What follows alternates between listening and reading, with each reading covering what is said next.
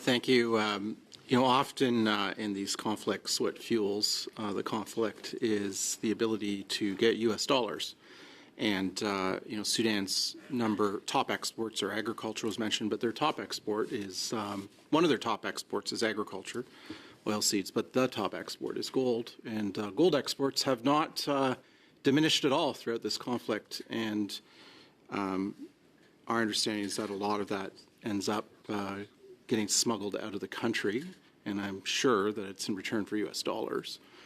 And that, in turn, fuels the purchase of military kit and equipment. So what is the Government of Canada doing to ensure that none of that those illicit proceeds are being laundered through our financial system? And I ask that in the context of the recent $3 billion provision that TD Bank has set aside and the recent resignation of the TD Bank CEO in light of money laundering operations that have been conducted through the bank in the United States. There have been recent FinTrack fines leveled against big Canadian banks late last year and early this year for failing to comply with anti-money laundering legislation. There are other fines that have been levied against Canadian banks by the U.S. authorities. So what are we doing to ensure that no monies are being laundered through our financial system with respect to what's happening in Sudan?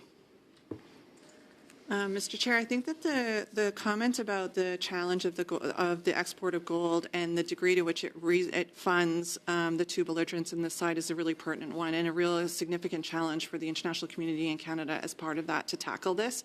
In terms of finding a way to cut off the financing to these belligerents and their ability to buy weapons.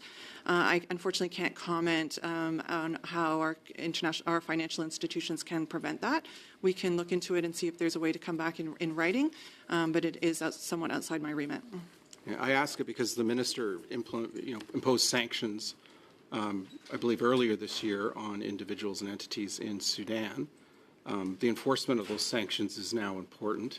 And so, the federal government's recently in the process of implementing a beneficial ownership registry for federally incorporated entities under the Canada Business Corporations Act. It's undertaking other measures to combat money laundering. Just curious as to what GAC's role in all of this as the lead on sanctions and sanctions enforcement is to prevent any illicit monies going through our system, which fuel conflicts like the one in Sudan. Sorry, we're out of time. Very, very briefly, please. I think the member makes a good point, which is we do have a role with regards to determining sanctions. And in terms of the 6 sanctions that were announced, several of them are organizations that are known for having either logistical operations, links to gold exports, financing networks for the RSF and the SAF. Thank you. We next go to MP Chattel. You have